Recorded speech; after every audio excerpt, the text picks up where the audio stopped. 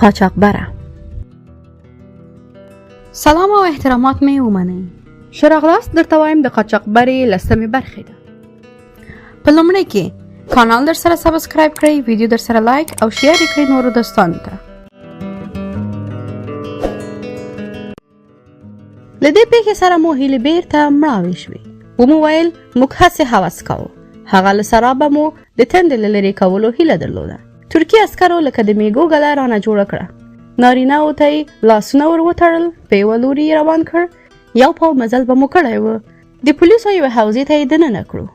موږ میرمنو ته یې وویل تاسې هغه کانتینر ته لاړ شئ.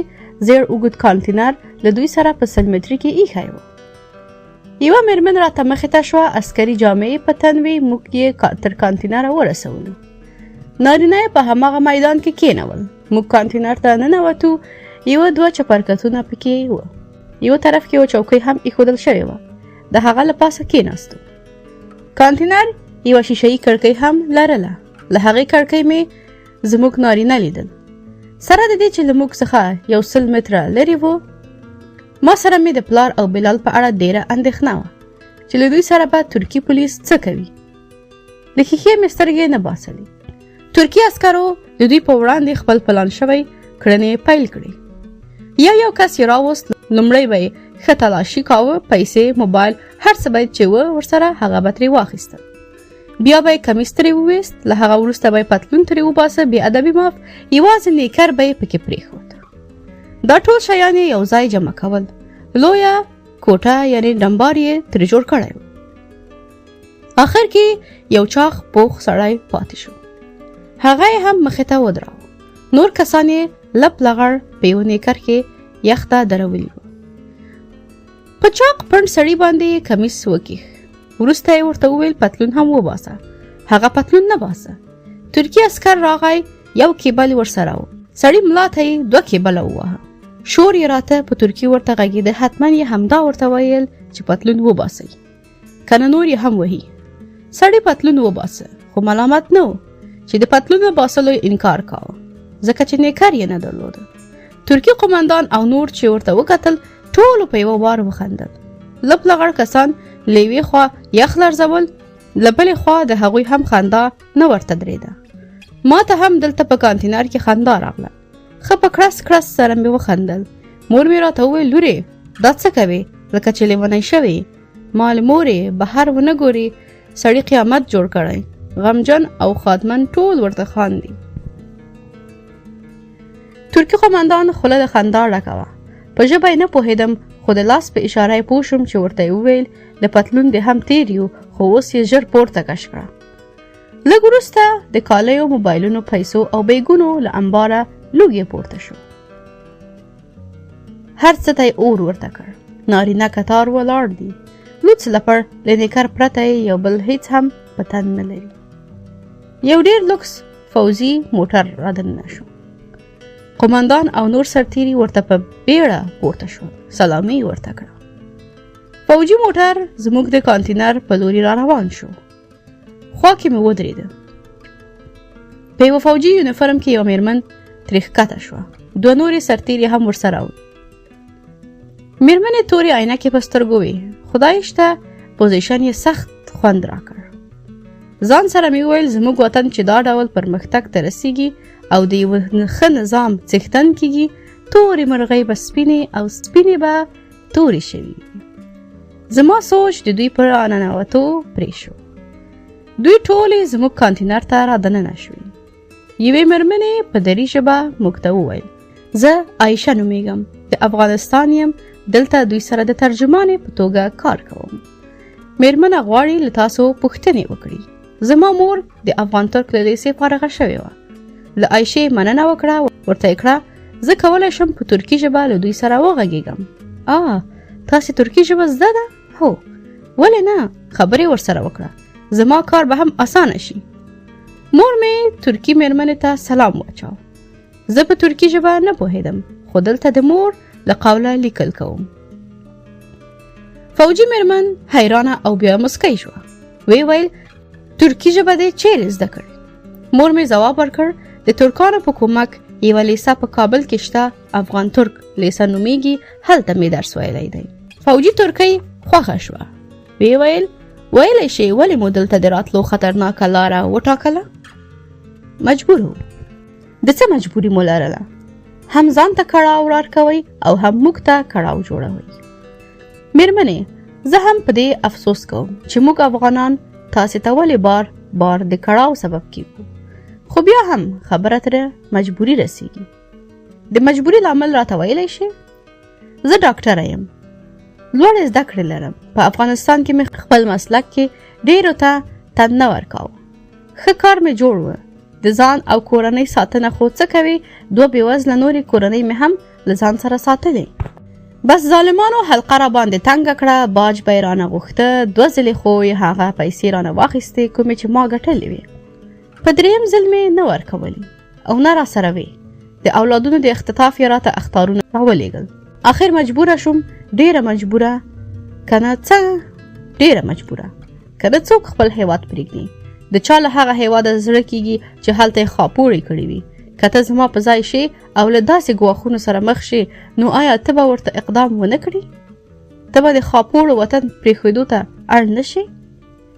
ما مې په لاره یو ځوان زوی وبایله، راته ځواني مرګی شو، بې غسله او بې جنازې مو ښخ کړ. زما د زړه ټوټه رانه بیله شوه. آیا چې سړی ډېر مجبوره نه وي، دا خطرناکې لارې په ځان مني؟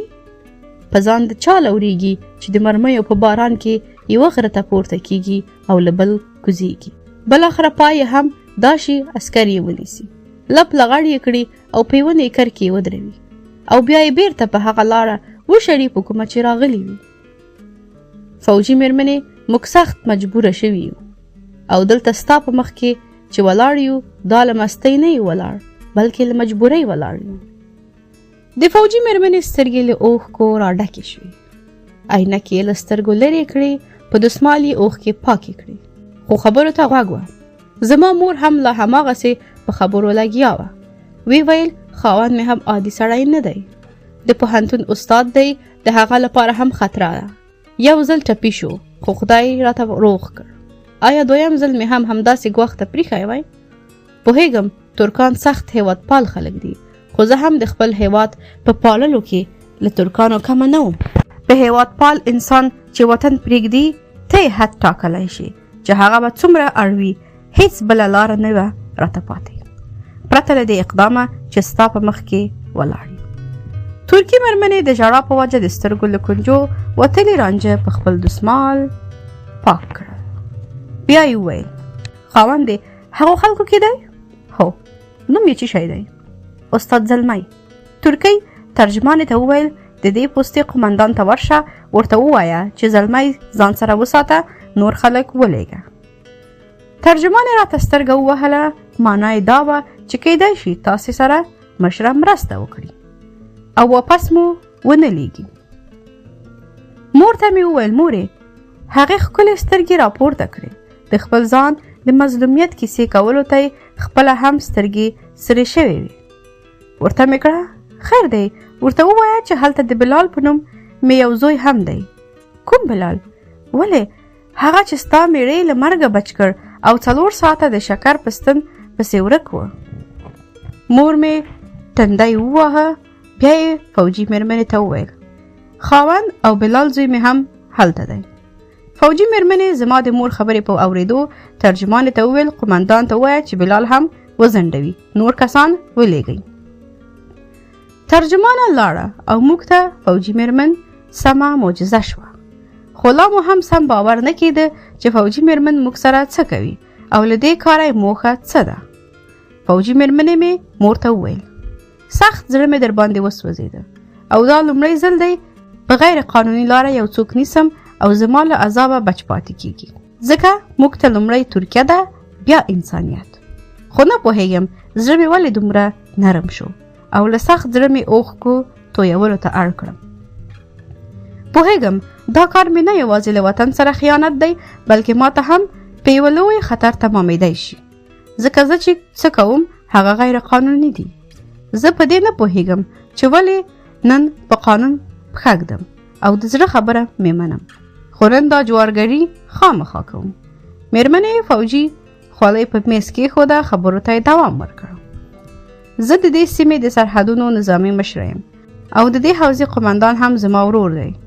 پوهیږم که لوړ مقامات زما په دې راز پوه شي چې ما له تاسې سره مرسته کړې او په خپل موټر کې مې له سرحد را دننه کړی، نو دنده مې ځنډېږي، کیدای شي بندخونې ته هم ولېږل شم.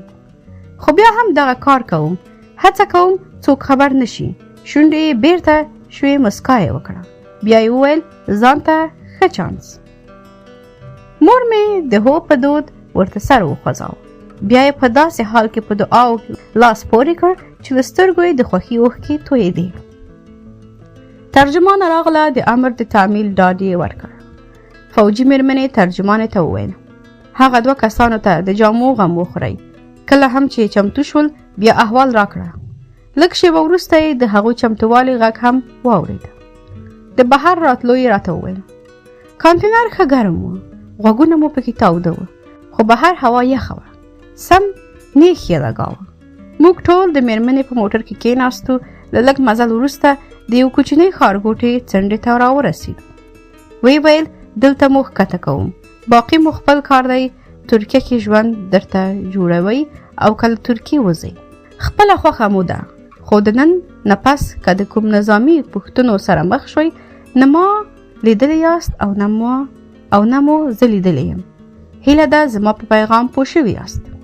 مور مې ورته وویل که څوک مې غوښې هم په انبورو کې ونیسي نو ستا له خوا به ورته ونه وایم. ډاډه اوسئ، افغانان احسان فراموشه خلک نه دي. هغې زما د مور په غوښین مخ لاس تیر کړ. ویې ویل ستاسې د غیرت کیسې مې اورېدلي. افغانانو د تاریخ په یو پړاو کې د موږ سره نه هېرېدونکې همکاري کړې ده. د دې خبرې وروسته یې زما مور سره مخ پیوند کړ او موږ نور له موټره ښکته شو. یو ځای کې د لویو بسونو هډه وه. هغه ځای ته مو حرکت وکړ. لږ شېبه وروسته هلته ورسېدو. یوې ګوښې ته کېناستو. ډېر وږي شوي هم وو. مور مې یو څه د خوراک لپاره راواخیسته، ځکه په ترکي ژبه پوهېده. له خوندور خوراک وروسته مو لوږه ختمه شوه. قاچاقبرو په ایران کې موږ ته یو سیم کارت راکړی و. ویې ویل چې ترکیې ته واوښتئ، په دې شمېره به زنګ وکړئ. زموږ نفر درته راځي. خوشبختي مو په دې کې وه چې سیم کارت مو د مور سره و. که د پلار یا هم بلال سره وای نو په اور کې سوځېده. مور مې هغه راواخیست، زنګ یې پرې وکړ. کس رخ شو. مور مې موقعیت ورته وښود. 1 ساعت لا نه ووتلی چې موټر مو مخې ته ودرېد. موټر ته ور وختو. بلال هم را سره و. نور بلال لکه زموږ د کورنۍ غړی داسې شو. کله کله به مې چې د سترګو له کنجو ورته وکتل، د بیچاره ته به هغه د ترکي عسکرو د جامو ویستلو حالت ور په یاد شو. و به شرمېده او له ځمکې سره به یې سترګې وګنډلې. دې ترکي قاچاقبرو یوه کور ته بوتلو. کور وړوکی و خو په ښکلي ډیزاین جوړ شوی و. 4 اتاقونه یې درلودل. بس همدلته میشت شو. له تلو مخکې قاچاقبر وویل دلته به 3 ورځې یاست. دا ځای امن دی. حالات چې ګیم ته چمتو شول نو بیا احوال درکوو. شپه مو په آرام تېره کړه. نه ویره وه او نه د سفر غم و. سبا سهار یو کس دروازه وټکوله. زه ور ووتم. هغه بېګانۍ قاچاقبر و. څه یې وویل؟ زه پرې نه پوهېدم. مور ته مې غږ کړ. هغې ته یې وویل تاسې په ترکي ژبه پوهېږئ؟ بهر وتو کې درته کومه ستونزه نه جوړېږي. زه راغلی یم، ځان سره د بیا یم چکر در باندې وهم. دا خبره مې په مور لکه تندر داسې ولګېده. سره او شنه شوه. موږ ته یې د ترکي خبره ترجمه کړه. غوښتل یې قاچاقبر د سپکولو الفاظ په ذهن کې راټول کړي، خو دا هر څه د بلال مداخلې خاموشه کړه. مور ته مې وویل ته مه ورته په غوسه کېږه. دا ځای د غوسې کولو نه دی. یوازې دومره ورته ووایه چې موږ د چکرو لپاره دلته نه یو راغلي. یوازې غواړو تر منزله ورسېږو. مور مې هم زغم پیدا کړ او په حوصله یې وویل وروره موږ یوازې غواړو له ترکیې ووځو. زه د چکر علاقمنده نه یم. له تا مننه کوم. د ترکي رنګ والوت. لاړې یې په خوله کې وچې شوې. د ښه خجالت سره یې مخ واړو او په خپل کار پسې لاړ. خو درس یې وانخیست. په زړه کې څه و چې باید سر ته یې رسولی وای. 3مه ورځ هم راورسېده، کومه چې زموږ د ګیم لپاره ټاکل شوې وه. یو پیکاف ته ورته موټر راغی. موږ هم پرته له ځنډه ور وختو. حرکت مو پیل کړ. ترکي زما د مور په مخ کې سترګې خښې کړې وې. یوه او بل لوري ته یې ونه کتل. هغه زما د مور شان نه خوشې کوله. هر ځای به یې یوه پلمه جوړوله تر څو مور مې له موږه جدا کړي او ځان سره یې بوځي. مور مې هم احساسوله چې د سړي ارادې ورته سمې نه دي. پرې پوهېده خو ځان یې ناګاره اچاوه. هر چال به یې ورته په نرمۍ شنډاوه. د 2 اونیو پټ پټو سفرونو په لړ کې د ترکیې او یونان ترمنځ سرحد ته ورسېد.